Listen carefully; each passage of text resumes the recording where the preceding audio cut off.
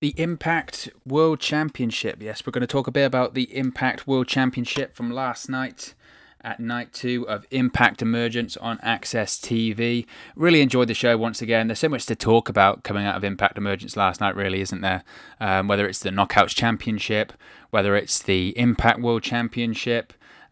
Just again, these Impact Emergence shows I thought were great. Really enjoyed night 1 last week and really enjoyed night 2 last night. There is so much to talk about, and we will talk about a lot of it coming this week here on the channel.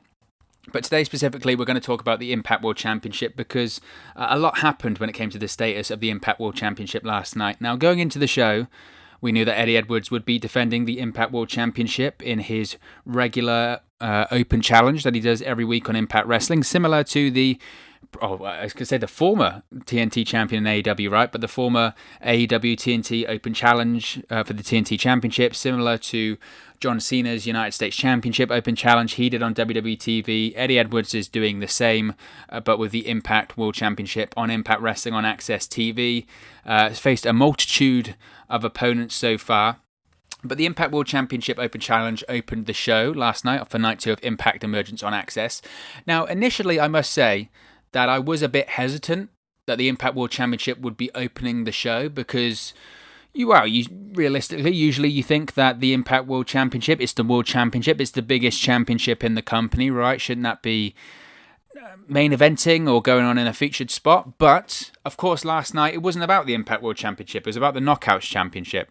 The main event for Impact Emergence Night 2 was for the Knockouts Championship. It was the Knockouts Championship Iron Man match between Deonna Purrazzo and Jordynne Grace. Just such a great match. It was such a great match, and we will do a video on it this week because it deserves the spotlight, it deserves the recognition because it really was that good. So that was main eventing. So realistically, where else can the world title go? For me, it shouldn't be in the middle of the show. I don't want it to see get lost. So how do you start the show off hot? You start the show with the World Championship, and that's what they did. So I was cool with that. Usually nowadays in professional wrestling, the highest amount of viewers is at the start of the show, and then the pattern is that it tails off as the show goes on. So arguably the most viewers actually watched this Impact World Championship Open Challenge this week. So I was absolutely fine with it. Now, I'd been saying prior to Impact Emergence that I expected the opponent for Impact Emergence to be Eric Young, to be the one to challenge Eddie Edwards. That's the story they had been teasing on TV. I'd been saying that for a while. I'd made numerous videos and discussion points on this channel talking about that, and it certainly is the direction that they are going in. We saw that last night on Impact Emergence, but they'd been teasing it for so many weeks, to be honest, ever since the post-Slammiversary episode of Impact, where Eddie Edwards announced that this open challenge format is what he was going to be doing for the Impact World Championship. We had Eric Young come out during that episode of Impact Wrestling, but Eddie Edwards refused to allow Eric Young the shot at the title because of what happened to Rich Swann at Slammiversary, whereby Eric Young attacked the returning Rich Swann, attacked his surgically repaired ankle, smashed it with a steel chair, wrapped it around the ring post, all because Rich Swann was the person that eliminated Eric Young at Slammiversary. So Eddie Edwards says, I'm not going to give it to you. I'm not going to give you an opportunity at the World Championship. And Eric Young basically said, oh, you will. You will eventually. And he was absolutely right, by the way. So the heel wins again here. But then after that, of course, we had the segment where Rich Swann retired on Impact Wrestling. Now, the Impact World Champion Eddie Edwards was one of the guys that actually came up to support Rich Swann after he made the announcement. Eddie Edwards was one of the guys who was smacking the apron on the ring, applauding him, sending him off into his retirement. But then, of course, Eric Young attacked Rich Swann from behind during that, smashed his injured, surgically repaired or re-injured surgically repaired ankle once again. I've made a video on the channel about it. Just such a great angle. Such a great angle. It really was a fantastic angle. If you haven't seen it, I'm sure it's on YouTube somewhere or on the internet somewhere. I'm sure Impact have posted it on their social media feeds as well. Why? Because it was a great angle. Just such a great angle. Go back and watch it. Rich Swann elevated his game. Eric Young, just the top heel in the company right now. So I expected Eric Young to be the one to answer Eddie Edwards' challenge here. So I was surprised when it was revealed that Rob Van Dam was going to be the one that was challenging Eddie Edwards for night 2 of Impact Emergence for the world title. Well, of course, he had Katie Forbes with him at ringside. Now, Concerning RVD, and I am going off on a bit of a tangent here, but I think it's worth discussing about. I laugh so much at people that get angry with this RVD character and Impact, because time and time again I have seen people on social media or YouTube or wherever when we talk about Impact Wrestling that say RVD's character, oh, he's such a joke now. Such a joke. They'll say, oh, he was a huge star in the 90s and the 2000s with ECW and WWE. One of the best wrestlers in the world. One of the best of all time and an innovator. And look at what he's doing now, Impact, with Katie Forbes. He's a joke. And my response to that, every time I see it, I roll my eyes. And I would say, look, you're absolutely entitled to your opinion, because everyone should have an opinion, especially on this channel. We accept every opinion on this channel. But it doesn't mean I have to agree with it, because I couldn't disagree with that point of view anymore. Sure, and I agree, RVD, he is one of the best of all time. He's an innovator. One of my favourite wrestlers to watch growing up in the 90s and the 2000s. I love me some RVD. That rhymes too. 90s and early 2000s Rob Van Dam is arguably in the conversation of what was at the time one of the best in the business, and he is one of the best wrestlers of all time. I really do think so. He is an innovator, and he'll tell you that in the interviews. A lot of the guys nowadays, they do the moves that RVD did and actually invented, and one of the people that made those moves famous, that was RVD. So you can't discredit what RVD's done in the business, what he could do in the ring before, but he's not that guy anymore. He just isn't, and he could absolutely go in the ring. Now, maybe not to the level that he once could, but he's 49 years old. The guy's nearly 50 years old, and he can still do a lot more than most of the guys in the business right now, and that's at the age of 50. And what do you do just as a person, as you get older, as life goes on? You evolve. Your character changes. Because people change. Your character has to change in professional wrestling. I'm always saying this. Your character has to change in professional wrestling because that's life. That is reality. People change. People evolve over time. And currently, he's a heel in Impact Wrestling. He's meant to annoy you. He's meant to get you to hate him. That's why him and Katie Forbes work so great. Because they're a couple off the screen too. So their chemistry in front of the camera is great. And I think him and Katie Forbes as a tandem, as a pair, as a gimmick, I think they're really entertaining. And I think they do a great job as a heel pairing. And I think Impact Wrestling uses RVD at this stage in his career really, really well. And the match against Eddie Edwards last night on Impact Wrestling, to me, was just another example that RVD can still go in the ring. He's that guy when he's needed to be. And I think he's doing great. People who want Rob Van Dam to be the RVD of 1999 are just out of their minds. That's what they are. They're just out of their mind, because that's not going to happen. I like seeing people evolve. I like seeing people change over time. So I think RVD in Impact does a great job. It's great to still see him in the ring at the age of 50. He still can do the majority of his big moves and his great stuff. And I think he did great here. He still does the spinning leg drop on the guardrail. It's great. He still does the split-legged moonsault. Now, last night he went for the 5-star frog splash. He missed. Eddie Edwards hits the Boston Knee Party for the victory. And I thought it was a fun match. I thought it was a fun opener to the show. RVD actually got the majority of the offense in this match. It was pretty much all RVD. So once again, Impact are booking Eddie Edwards as that underneath Daniel Bryan style babyface, right? The guy that's always fighting and gets there in the end. Now, after the match, after Eddie Edwards had defeated Rob Van Dam, Eric Young comes out and attacks Eddie Edwards from behind. Eric Young says he's facing Eddie Edwards next week, and he says this is all by design. This is all part of Eric Young's master plan. And I think Eric Young at the moment, physically, I think he looks great, and his character in Impact Wrestling right now, it's perfect. It's absolutely perfect. The psychotic, crazed, maniac Eric Young, but a little bit of premeditation, right? He's not just a complete loose cannon. There's a method to his madness. There's a method to his psychotic nature, and I think he's playing this role, this character, just to absolute perfection right now in Impact Wrestling. The character is perfect, and Eric Young, in my opinion, is one of the most talented professional wrestlers around right now. And obviously that's a huge statement, and some people might say, oh, that's a load of rubbish, but look at his career. the guy can do anything. He can actually do anything. He can be the comedic bubbling buffoon. He can be the underdog babyface like an Eddie Edwards. He can be the psychotic heel. He can be the psychotic babyface. He can do comedy. He can do serious. He can do high-flying matches, grounded matches, hardcore matches. There is nothing that Eric Young can't do.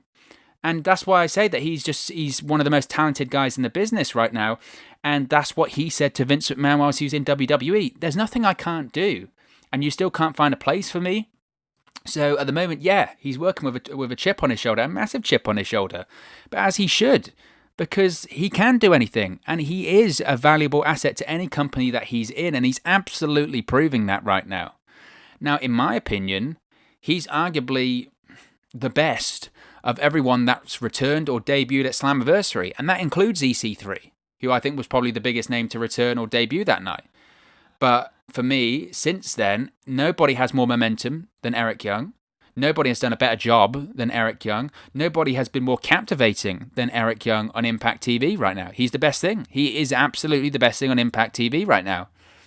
I did think it was slightly strange that Eric Young can just accept the challenge, because a couple of weeks ago, Eddie Edwards was not having it. He was not allowing it. He said, for what you did to Rich Swann, no, you can't accept my open challenge. You're the one guy who can't accept the open challenge. Of course, this attack would change things, because after the attack, after the match was said and done, we saw Eddie Edwards searching for Eric Young backstage. And then we also saw an Eric Young Bound for Glory promo. Now, if you haven't seen this Bound for Glory promo, vignette, advertisement, it is brilliant. It is absolutely brilliant. It's Eric Young sort of in a prison. He's playing multiple people in the prison. He's a prisoner. He's in the cells. He's in the interrogation rooms. It plays up this character that he is a world-class maniac, that he is a psycho. But he feels like, I don't want to say like a supervillain, but those supervillains that are a bit like a criminal mastermind, and everything is part of the greater plan. I think of like the Kingpin from the Marvel comics. You know, there's nothing special about the Kingpin. He's just a genius and everything. He's always 5 steps ahead. And I think that's kind of the character here. He is crazed. He is insane, and he is a maniac, but he's a maniacal genius. And I think those layers to the character are what I'm really enjoying the most about Eric Young here. So this Bound for Glory promo advertisement is just so well shot. I mean, the production level is so high for Impact Wrestling right there. I mean, if this was in WWE or AEW, I would be praising it, saying, dude, that is really well shot. That looks great. So Impact Wrestling, credit to them, because I think it's a fantastic advertisement. Just absolutely brilliant. Now, with EY as the face of the Bound for Glory promo, maybe he's facing Eddie Edwards once again at Bound for Glory and not Rich Swann. I was under the impression that we were probably going to get Eric Young versus Rich Swann at Bound for Glory. I think that's when Rich Swann would return. I know in storyline he said that he's retired, but I don't think obviously he has. They're just milking it for the angle. Kayfabe is still alive, brother. I think it's a great way to milk the Rich Swann angle, and then maybe we have Rich Swann return at Bound for Glory and cost Eric Young the match or something like that, and then they do the match between Rich Swann and Eric Young after that. But there's a lot of things in play here right now. So after the ad break, after Eddie Edwards has been searching for Eric Young backstage, Eddie Edwards once again comes back out to the ring. Josh Matthews said this isn't planned, or as in WCW they would say this isn't on the format, right? Because Insider Wrestling, Eddie Edwards comes back out and he understands that Eric Young's trying to send a message, but now he has Eddie Edwards' attention. He'd said previously, I'm not going to accept the title shot, but this time, you know what? Eric Young does have a shot at the title. He accepts because he wants to fight Eric Young so badly. He needs to fight Eric Young so badly, is what he says.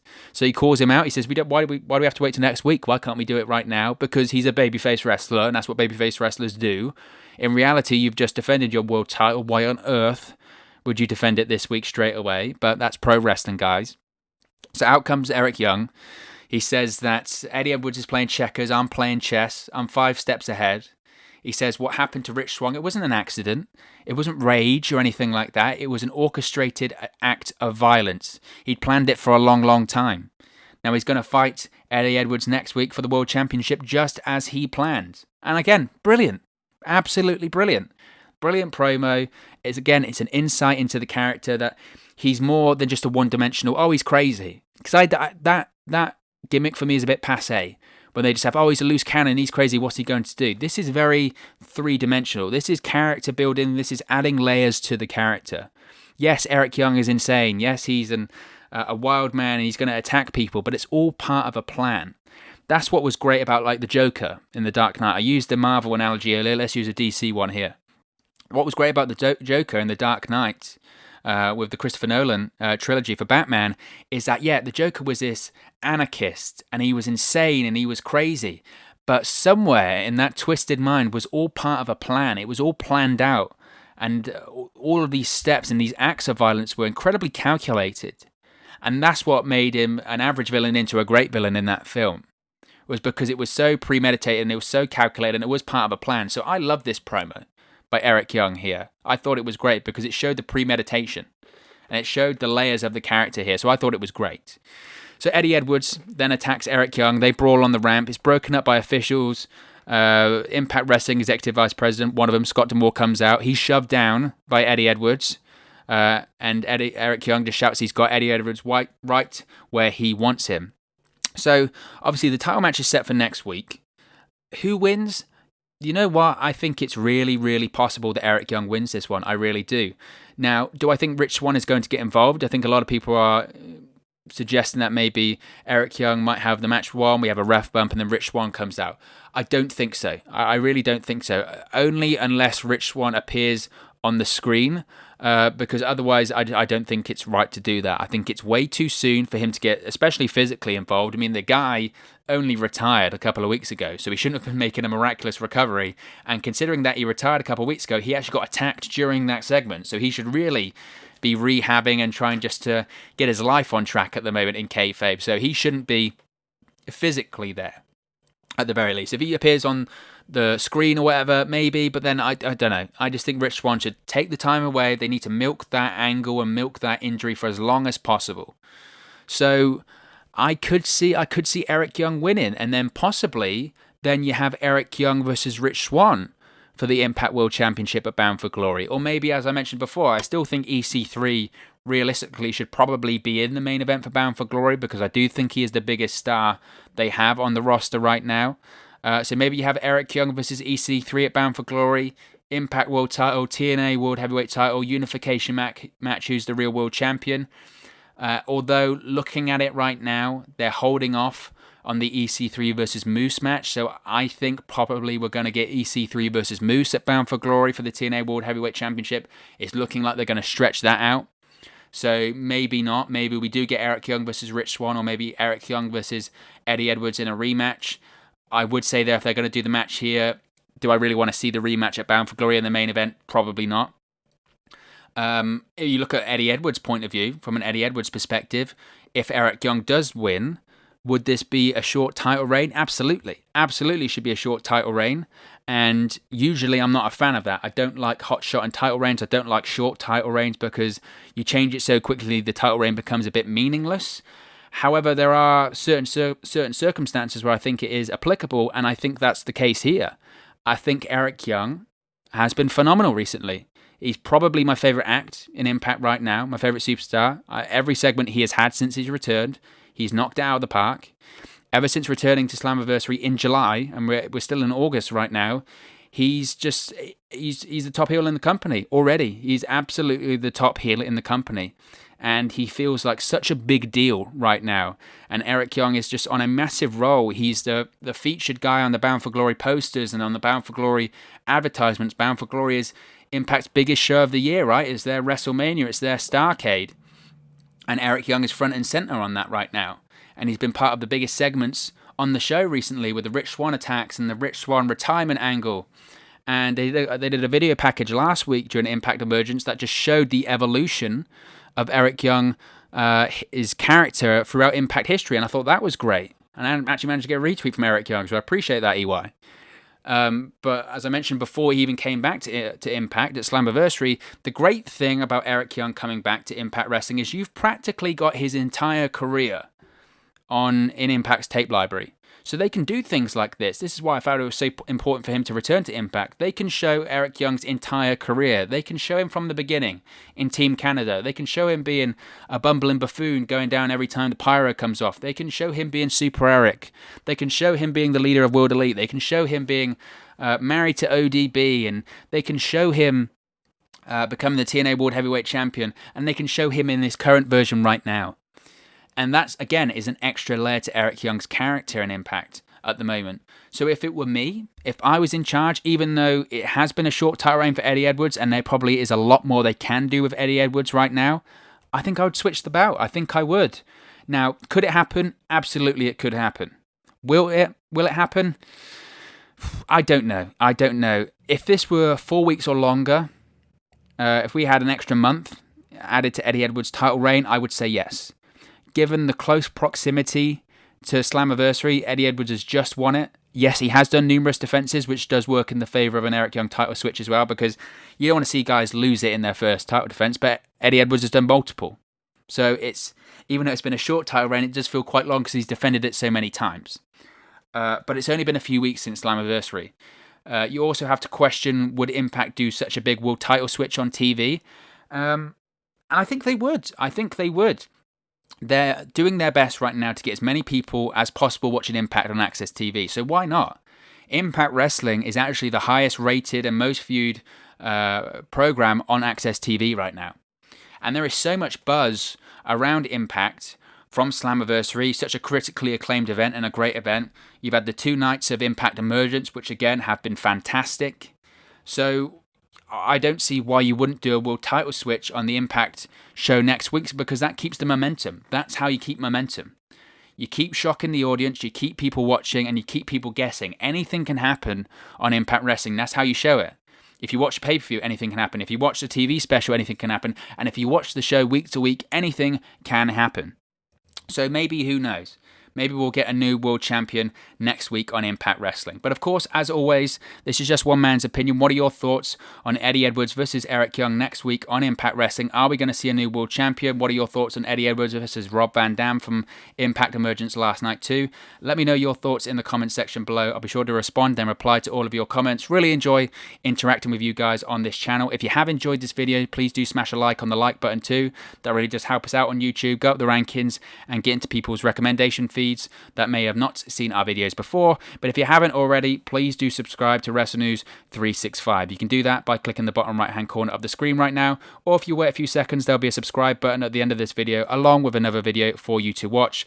Over SummerSlam weekend, our aim was to get to 700 subscribers. We absolutely smashed that goal.